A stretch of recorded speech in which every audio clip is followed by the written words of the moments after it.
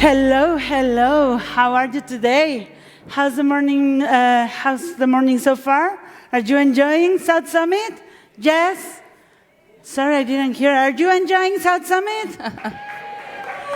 That's perfect. I know that you will enjoy this panel a lot, a lot. Well, first, let me introduce myself. I'm Marisol Menendez, Chief Open Innovation Officer at South Summit.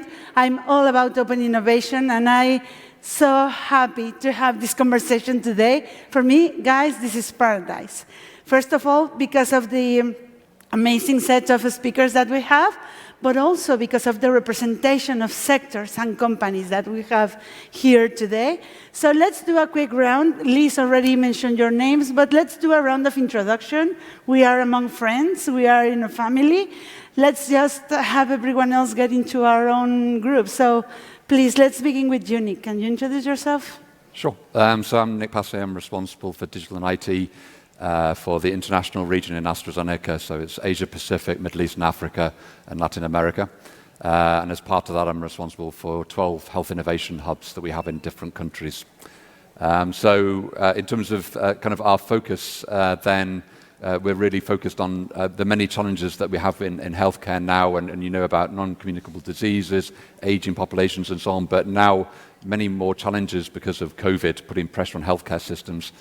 And so as just recently we announced that we would join the EDSON Alliance with the World Economic Forum to impact 1 billion lives in terms of like digital inclusion and improving lives. So this is a kind of big area for us and where we're building ecosystems in countries and building the network effect across countries really to impact the health of millions across the world. You know, we have keywords, health industry. Of course, we already are very aware of what happens at global scale with health, internationalization, and the connection of ecosystems. Carmen? Hi, Hello. I'm Carmen del Campo. I am the Chief Innovation Officer for Mutua Madrileña. For those who don't know who's Mutua Madrileña, we are the main non-life insurance company in Spain. And what we do in innovation, basically we cover the internal and the external part. That's why this panel is so important for me, how to do these scale-ups. And we cover for entrepreneurship, investments, and also delivering projects. And we are really focused on mobility. That's why you're probably seeing one vehicle that is just in front of us, that is full of tennis balls. And well, the challenge that we have now is how to identify the best startups and the best opportunities that give us the opportunity to improve the value proposal that we have to our more than 3 million customers. Thank you very much, Carmen. And you are also, well, all of the panelists we have today have been part of the long story of open innovation in the country. It's a great pleasure to have you guys here. Irene. Okay, thank you. My name is Helena Gomez. I'm the Open Innovation Director at Telefónica.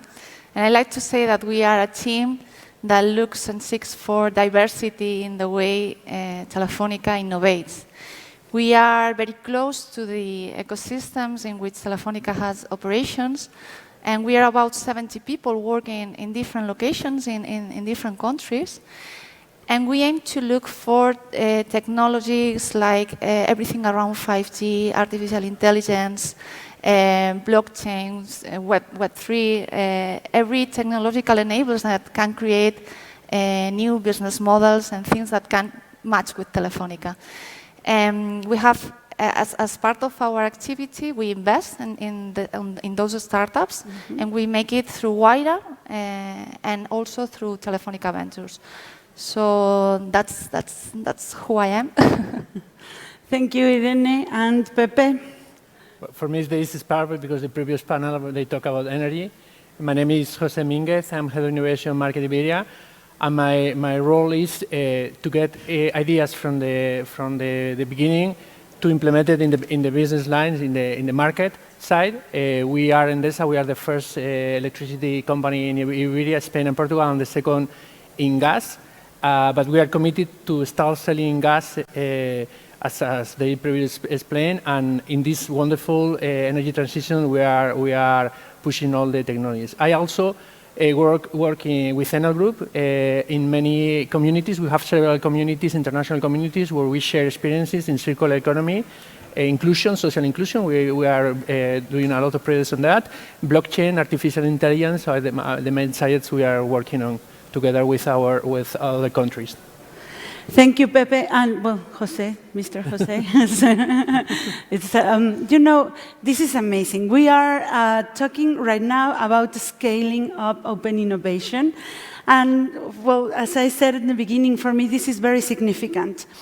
If we think that we are celebrating 10 years of South Summit, we are also talking about 10 years of the history of open innovation in our country in general. No?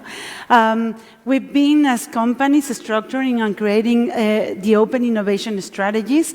I myself was in charge of creating the open innovation strategy at BBVA, and we worked as corporations to put together these dynamics, understand how to bring value to our companies from the sectors outside, to connect with the ecosystems, to understand how to collaborate. So if we look at the topic open innovation at scale, all of you have this history about creating open innovation. I want to ask you, what's your strategy of scaling open innovation within your organization? Maybe a little bit about your history. And I wanted to begin with you, Irene, because Guaira is one of the first players in open innovation worldwide at scale, as we know, with all your different strategies. How do you maybe summarize or do a review of your strategy, of these years of strategy? Well, Guaira is an initiative that was born more than 10 years ago, pushed by José María Álvarez Payete at that time, and was born in Argentina. With our first hub was there. And was born like in a model of an accelerator, because we were in a moment in which we wanted to push innovation in those geographies in which Telefónica was operating. And we were born like a network that, with its first hub in Argentina, then grew to Colombia, Brazil, Spain, UK, and Germany. That is our current hub. In parallel, at that time, we also were investing through another part of the company in more growth stages. That is Telefónica. At that time was Telefónica Innovation Ventures, that were operating in looking for innovation around very core services in the telco, around network.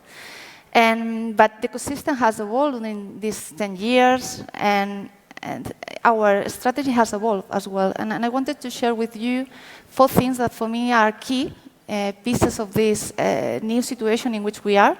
The first one is that Guaira is not more an accelerator. It's something else. It's a network of hubs, innovation hubs that are connected and connecting every ecosystem internally.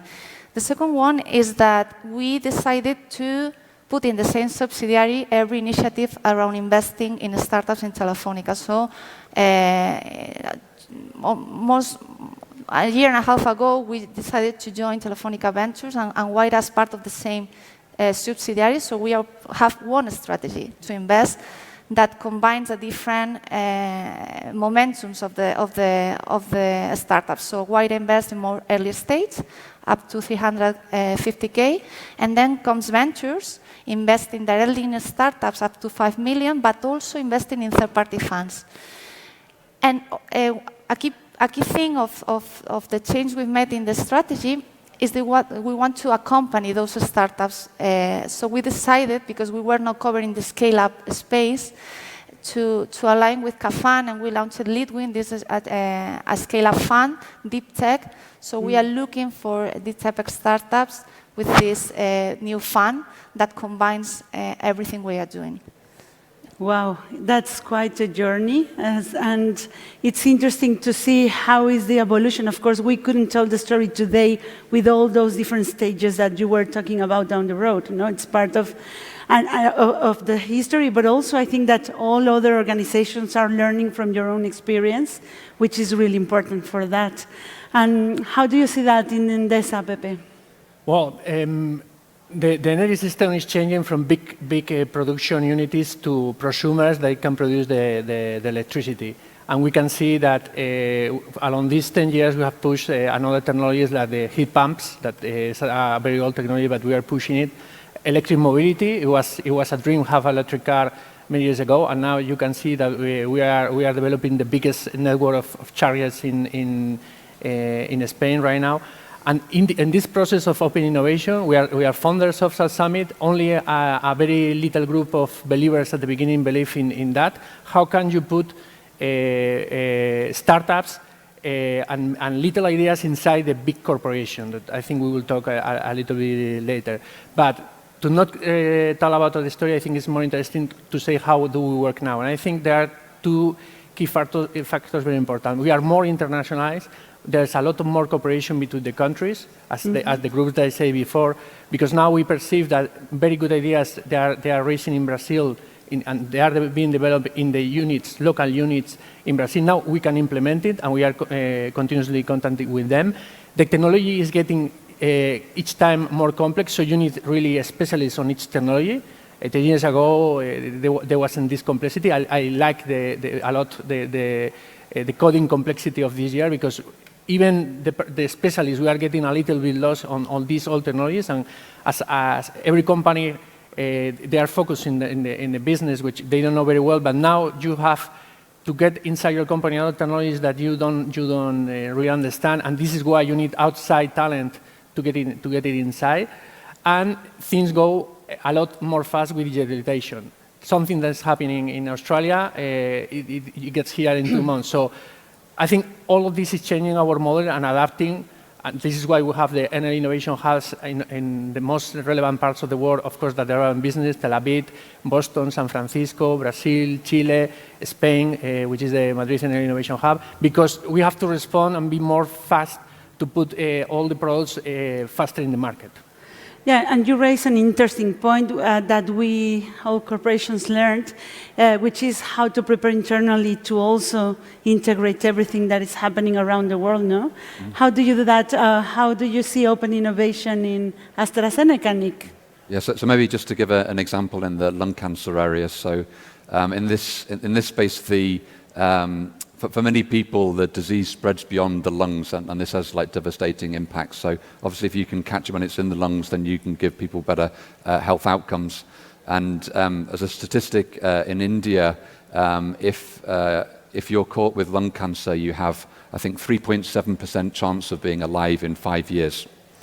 And in the US, it's only 20%, so 21%. So the kind of impact is very significant. So we've been collaborating actually with our India hub, identified as part of a hackathon, a company, Cure AI, that uses AI to assess chest x-rays for identification of lung nodules.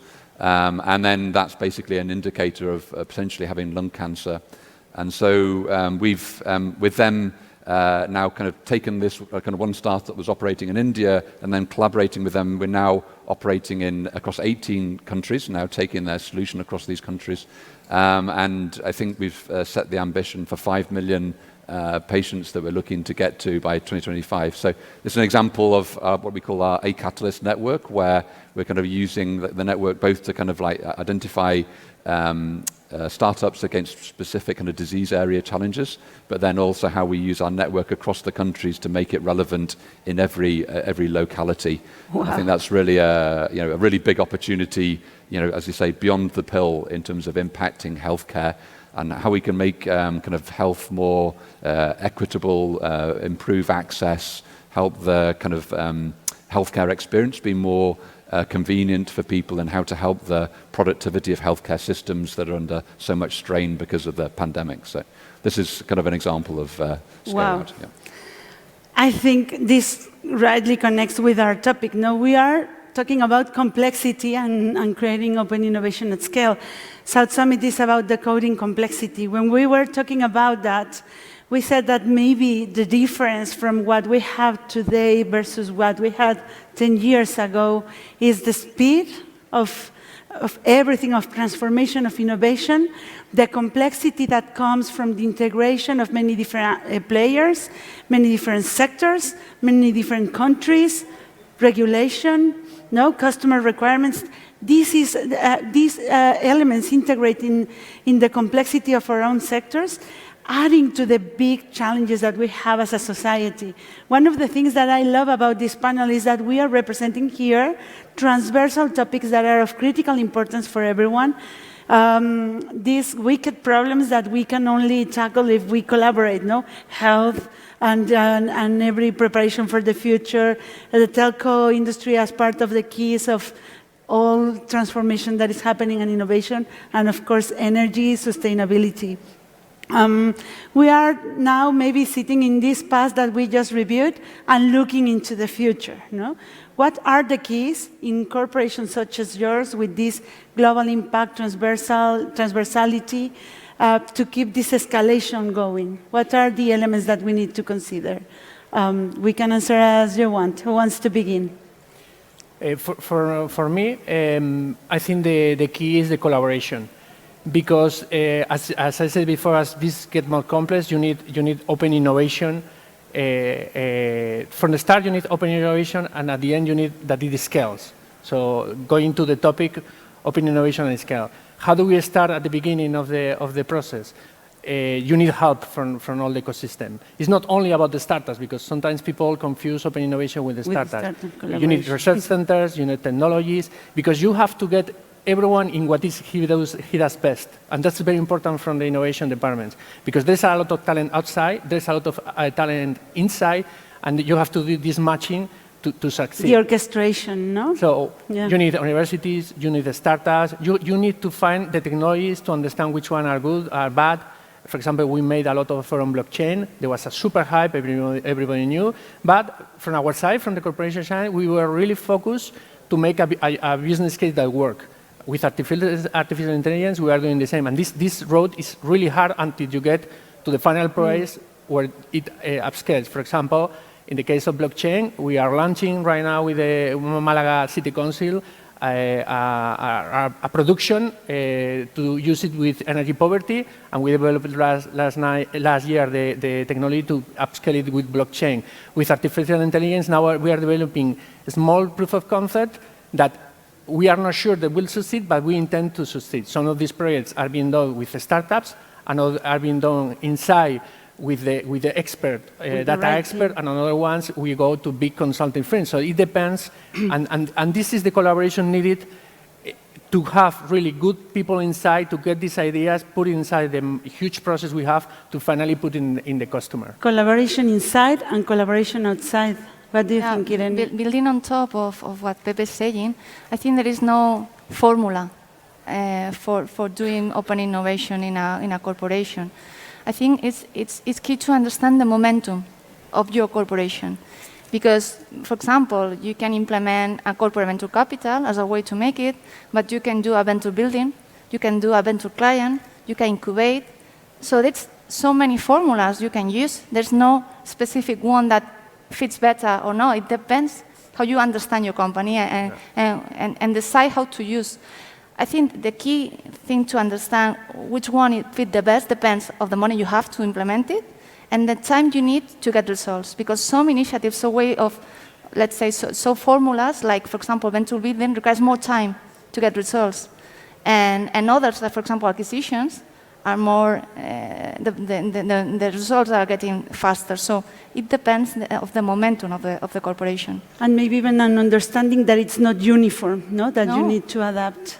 I completely agree with what you were saying. There is not a strategic formula. And for me, the main challenge is how the mindset has evolved. At the beginning, I think we were more focused on bidding processes, and it's completely, it's a disaster to start working with a startup in a bidding process. I think the mindset has completely changed. And now we need to think which is the price. At the beginning, probably 10 years ago, the price was working with a corporate. And nowadays, I don't know how you feel, guys, probably the money is the key sometimes, is who is able to work with a proper solution, and especially in the long term. This is what we're talking now. And for me, the key is give people the opportunity to do their best.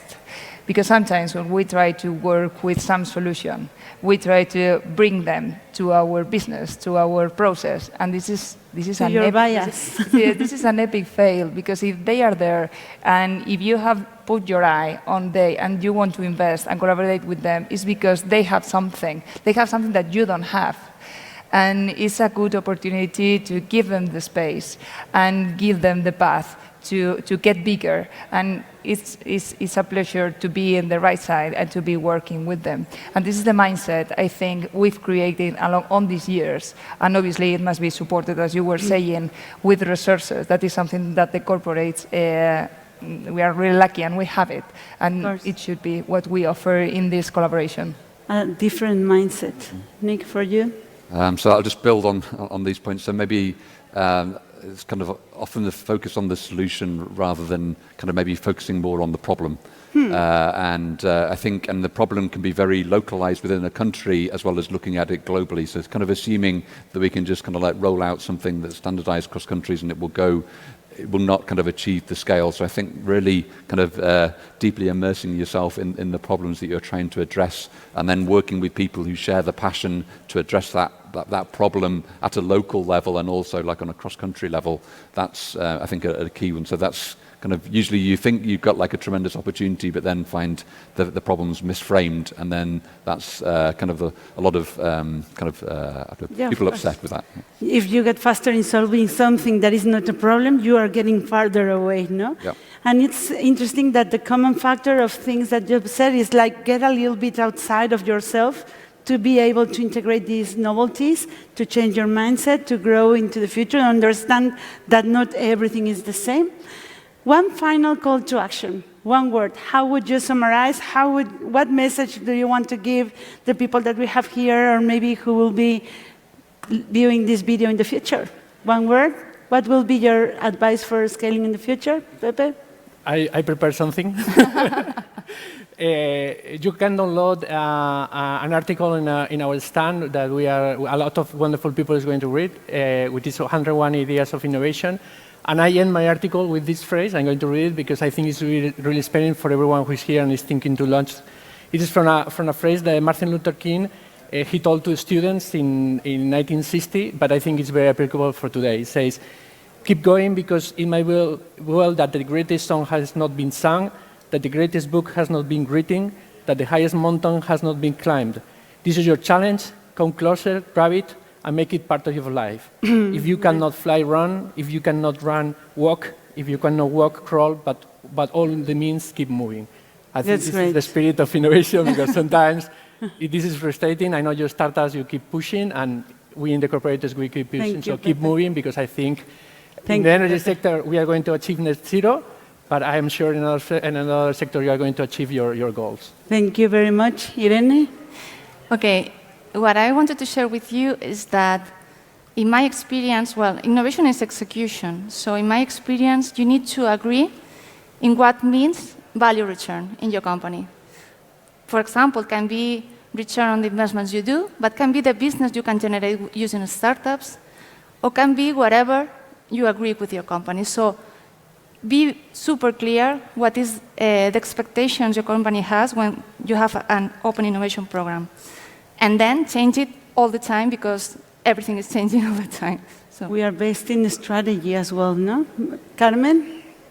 Well, if I think on Mutua Madrileña, for us the main challenge is to have the good sponsor. I think this is something scalable to other companies, and it's really related to what Irene was saying, is to build a good business case.